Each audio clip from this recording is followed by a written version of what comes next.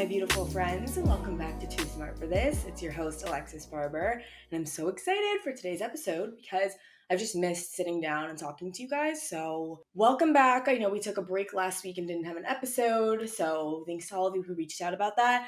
I have been really drowning. So, I kind of want to talk to you guys about that, about how I've been doing recently and about this whole world of like self-love and everything that we're going to be seeing a ton right now because Valentine's Day is coming up. We also recorded some amazing guest episodes that will be up for you soon, so I'm really excited for that. But for today's episode, I know that next week is Valentine's Day, so I know that there's always a ton of conversation around this time about like self-love. What does it mean to love yourself? How do you know if you're in the right relationship? Like relationship talk on all the time, everywhere. It's just gonna drive me absolutely insane. This is my first Valentine's Day where I'm single since I was like a child, I fear. Yeah, my first Valentine's single since I was 16? I don't know. Oh my God, that's almost 10 years. Okay, Valentine's Day is my favorite holiday. I love Valentine's Day, and someone asked me recently, why is Valentine's Day your favorite holiday? Because of the colors and the hearts. It's just cute. It's just cute. I like cute things. And so we did a special limited edition patch drop for Valentine's Day for you guys. I'm wearing one right now if you guys are watching the video. It's a Cozy Club heart patch. It's so cute. We also have one that is a ticket says me time. It's so adorable. And these cute little lips. So if you guys are interested in these patches, or if you want to get like a cute little symbol for yourself that you are taking care of you and focused on you this Valentine's Day, or if you want to get it as a gift for someone you love, then make sure to shop at twocollective.com and select expedited shipping if you want it before Valentine's Day, just in case, that's a gift you're looking for. These robes are the best for Valentine's Day. I've got a lot of guy friends at school who have girlfriends or wives, and one of them in particular, he was like, I just added a Too Cozy to my wife's like gift basket for Valentine's Day, and I'm so excited. And I was like, this is so freaking cute. Like, it makes me so happy because these robes really are like a perfect self-care suit. With that being said, I want to dive into these topics of self-love because it's sort of been a topic I've been reevaluating recently, and I want to talk to you guys about what I've been seeing it as. So for me, I've thought about self-love in a lot of ways. Like, I guess I used to think about it when I first got into like this self-improvement journey as something that was like self-care and the baths and the massages and stuff like that. And then I got into more self-care as in, oh, it's really doing the work and journaling and getting to know oneself. And then it was like, okay, it's also something like taking care of yourself, self-discipline, working out. And I have sort of come up with a better, clearer definition of it now that includes a couple of different things. I think that self-love is made up of the following categories, okay? So we have self-worth, self-esteem, self-discipline, and a little bit of self-awareness. And I think all of these things play together, but they kind of are often conflated as if they're all the same thing, and they're really not. And the first place that I recognized this difference was in, and I believe I talked about this multiple times before, in a book called The Perfectionist Guide to Losing Control, where self-worth and self-esteem are not the same thing. And I think that it's important to recognize that because if you don't, then you can start thinking of your self-esteem as in like your outward appearances or feeling good in your body or looking good as the same thing as your inherent self-worth, or conflating your ability to work out and stuff like that and calling that self-discipline when maybe you're overdoing it and that's actually not an act of self-love. So once you realize the difference between these things, I think it's a lot easier to recognize which ones you have the most gaps in. And that's how you can start to take more control over your life and then be able to build that self-love from a good place. Now, of course, the reason that this is coming up or the concept of self-love is like on our minds is because of Valentine's Day, where we as a society really celebrate people who are in relationships. And I'm not in a relationship right now. And I haven't felt that, I've only felt that anxiety of not having a long-term partner recently.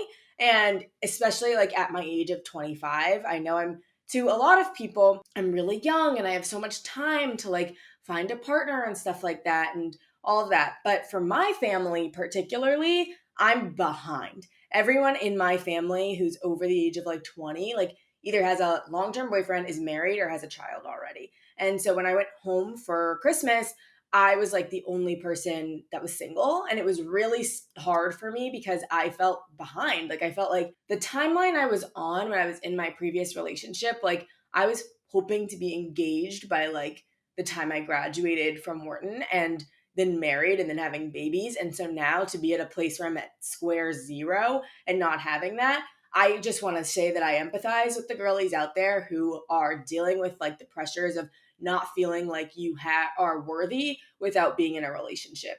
And I used to say I understood how you guys felt but I was always in a relationship with someone I thought I would marry. So I didn't probably feel that at all. So I just want to say being single, I am enjoying it a lot. I really like being single because I get to work on myself and work on all these aspects of self love. But I also want to be honest with you and tell you that, like, I understand that this week, that Valentine's Day might be hard, which is why I just kind of want to remind you to put yourself first. I want you to do whatever you want. I want you to enjoy it. I want the pink and the roses. Even if you have to buy yourself flowers, buy yourself a robe, like, I don't care. Make this as fun as possible because love is a beautiful thing to be celebrated. And if we're bitter towards it, then it's not going to find us. You know what I mean? So, that being said, I empathize with the girlies. The streets are terrible. I hate it here. And most importantly, self love is the only love that you can have for the rest of your life. Cultivating that, whether or not a man is in your life. Moving on. Okay, let's talk about the three things that I think make up self love. The first is self worth. This is the one I struggle with the absolute most. But self worth is the fact that you are worthy no matter what, no matter your external circumstances, no matter if you've done something bad in the past. It's this inherent value that we all have.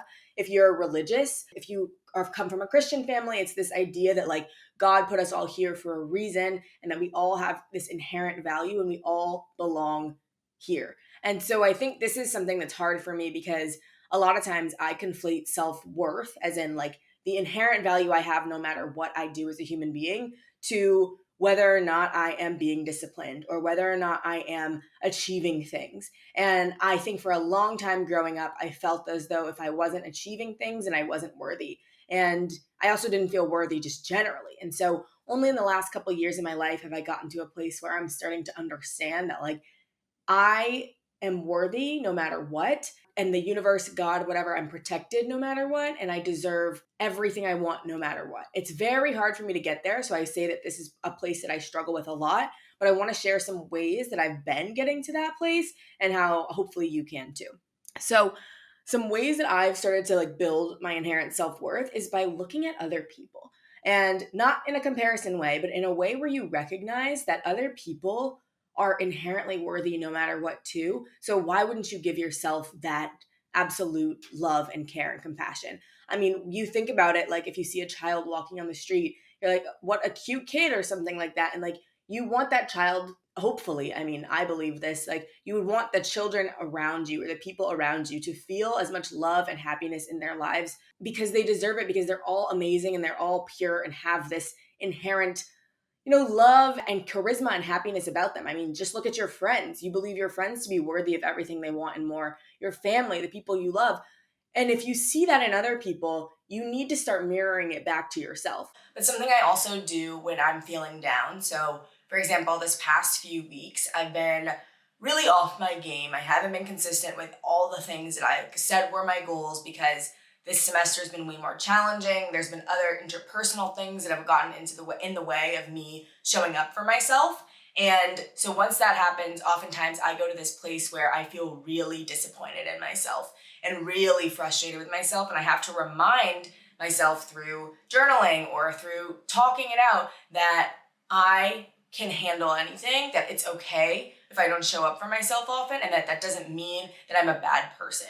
And a good measure of understanding your self-worth is remembering that things are not always black and white or 100% this way or 100% the other way. And there's nuance in things, and that things are not always going to be one way or the other. And so just because you don't do one thing you said you do one day, that doesn't make you a bad person. You have to look at the long term and look at, do I show up for myself? Am I trying? Do I care? Am I trying? And that's what matters. And when you lose the ability to try or where you're not trying, just think of that realization as a gift that it's okay to try again. Just because you lost the ability to try or something happened or life got in the way, that doesn't mean you can't try again. And as long as you're trying, you should remember that you have that self-worth. The next part is the most confusing one for me, which is self-esteem. So self-esteem is something that I've always felt like I had a pretty good grip on or understanding of, because I would use my ego and accomplishments as proxies for my value as a human being. I think we all did for at some point. But with self-esteem, this is something where it's like, you know you're good at a skill and you know you can handle it. That's where your self-esteem is coming from. Or you know you have a good job, or you know you have a good, you're good at a certain skill or something like that, or you know you dress well, you know you look good. That's where your self-esteem comes from. So you can have very high self-esteem where you love your career, your appearance, etc. But you can have very low self-worth because you still don't believe that you deserve any of that, or you still believe that someone's going to take it away from you if you start to look a different way, or you get a different job, or you get fired or something. So your self-esteem cannot be where all of your self-love comes from, because if it is, then the second something external changes, or the second you're no longer perceived or perceive yourself to have that, then you lose all of it. And so this one was where I think a lot of us have been trained, especially women, to put most of our value because we think that that's where it should be. In reality though, you should be starting from a baseline of self-worth and build that self-esteem over time through trial and error and the journey that is creating the life that we all want and love and deserve. So self-esteem is something that I think is important for all of us. I mean, for me, having high self-esteem has been really crucial in my self-love journey. But at the same time, it is something that you have to be really wary of, because sometimes you can conflate it with your ego. So I remember in my senior year of college, oh my God, almost to the day, I was in a really bad place. And this is before a big trauma had happened to me. And I remember crying to my friend because I had just lashed out at one of my friends. And I went home with another one of my friends, and I was like, I feel so bad. I can't believe that I did that. And it was an ego thing that I had lashed out about. And I was like, I feel so terrible. This is one of my best friends, and I just hurt his feelings by with this ego thing. And he was like, I love you, Alexis, but you have so much going for you. You have everything, and you have no self-worth. You have no self-esteem. He meant self-worth, because I had a lot of self-esteem at that time, but I had no self-worth where everything was wrapped up in my ego. And I was and that was hurting other people around me, because it's the second you tested my ego, or the second you did something that would make me question my self-esteem, I would lash out. And that was something that that I didn't realize till that moment. I had all these friends and this sorority and this job and stuff like that. And I felt like I looked great, and I still was basically starving myself on these diets. I was never feeling good enough. I was embarrassed about my job because I felt like marketing at Google, no one was going to respect me. What the fuck? That's insane. And so I was just in a place where it was really a hard time for me. And I recognized that my self-esteem, my resume, my appearance wasn't going to save me from feeling empty inside. And I couldn't trust anyone. And I didn't and no one loved me. And I had to do the hard work of coming to terms of, who am I? If I want it, if I like it, if I care about it, that's all that matters. Other people's opinions don't matter. And if you feel like other people's opinions are what keeps you up or keeps you safe, you are never going to feel that sense of safety within yourself. And so that is when sort of the beginning of my self-love journey started. And then after that, I experienced really terrible stuff and had to really dig deep into it. But that's an example of how your self-esteem can mess with you, Okay, moving on. The third part of self-love is self-discipline. And this one is what's hardest for me it's not hardest for me, it's gotten easier for me, but it's hardest for a lot of us to really dig deep into. Self-discipline is the act of doing things for your future you.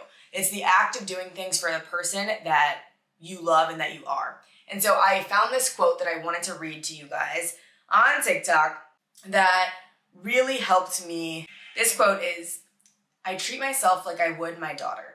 I brush her hair, wash her laundry, tuck her in good night. Most importantly, I feed her. I don't punish her, I don't berate her, or leave tears staining her face. I don't leave her alone. I know she deserves more, and I know I deserve more. This one was also really cute. I think love is when I put myself to bed even when I'm tired, and I carry myself up the stairs even though my knees ache. I think love is when I buy myself a coffee when I'm broke, knowing that I'll get myself back later. I think love is letting myself love someone even though I am so scared. Love is a heavy thing that carries you as much as you carry it. And I think that when I saw these two things, I felt it so profoundly because sometimes I treat myself and I talk to myself in such negative and mean ways. And I like do things that aren't good for me. I engage in self-sabotaging behaviors. I do all these like mean things to myself, and until I could reframe it as how would you treat people say how would you treat your best friend? But when you think of this thing of like how would you treat your daughter, like the child that you birth, like someone that you would want to have just the world and so much love, when you can think about it that way, I think it can make you feel so much better and reconnect with that inner child of ours that we're all healing every single day. And that's where I feel like we can feel the most connected to actual self-discipline, because self-discipline doesn't have to be something that hurts and that's hard. Self-discipline should be something that we're doing because you wouldn't want your daughter to be running around doing whatever she wants 24/7 because she wouldn't be happy. And that's why your parents engage in discipline with you too. It's why they have asked you or pushed you to do what you want to do if you were so lucky to have that. And so when you think about your daughter, think about like what would you want her to do? You'd want her to be healthy and taking care of herself. You'd want her to go out and have fun. You'd want her to not have to worry about things. So when you do things like take care of your finances, when you do things like buy yourself groceries instead of eating out tonight, or when you do things like cut someone off who you know hasn't been good for you, those are acts of self-love through the lens of self-discipline. And that's something you would want for anyone around you, for the people you love, for the people that you one day might be the parent to, or for your sister, or for your best friend. That's what you would want for them, and that's what you deserve for yourself too. The key part in here is, I know I deserve more, and you do deserve more. I think that what's hard about self-discipline and self-love in general are these two big things, which is one, guilt. I mean, a lot of times like I said, I would get to this place where if I didn't succeed or do what I said I was going to do, I would feel angry towards myself and feel this, it would be hard for me to forgive myself. And two is that you are always looking at the things that you haven't done instead of the things that you have done. And that's something that I find that I've been reframing recently. So the first way that I've been working on this, and that hopefully you guys can take with you too, is the first is to work on forgiving myself. And so this is a part of like that deeper work of like, I forgive myself for the way I would lash out at people who would insult my ego, because I know where it came from. I understand that I felt like I had to be perfect to other people to survive, and that's a survival mechanism that no longer works for me anymore, or that I no longer need. So I forgive myself for that because I know it's not required of me anymore. The way to do this is look at where you feel the most frustrated or guilty about your past, and go ahead and from there figure out why you feel that way, and start to create mantras for yourself that are like, I no longer need this coping mechanism. I forgive myself for everything I did when I was using it. And I think that can be a great place to start. The other part is looking at the negative instead of the positive of what you've done in your past. So for me, this looked like, oh, well, I don't always do this consistently. So I just like stay in that pattern of I've never been able to do it before, so why would I be able to do it now? And instead I look to the past habits or thought patterns that I've been able to actually implement into my life and remind myself that it's possible for me to do that again in a different way. So for example, one of the things, like I used to think I was really lazy. I used to think I was and that I wasn't a morning person and all of that stuff. I mean, that's something people struggle with a lot. And just oftentimes when I'm like trying to introduce a new habit, I remind myself that one day I taught myself that I had to make my bed every single morning, and now I do that on autopilot. That I had to brush my teeth, that I had to floss, that I had to do all these previous things. Like, I've done it before, so I can implement a new habit again. And so having that, even if it's something as small as making the bed and you're trying to do something as big as start a new business, you can do that because you have had the discipline and you've had the foresight before. So I think those two things are great places to start in rebuilding your self-love. If you feel like areas or gaps of your life are really hindering your ability to be happy right now. So I hope that this all made sense. I hope that it was helpful for you, and that hopefully that quote specifically really does resonate with you guys. I love you so much. Don't forget to shop Too Collective for Valentine's Day. And also, don't forget that you are too smart to not love yourself.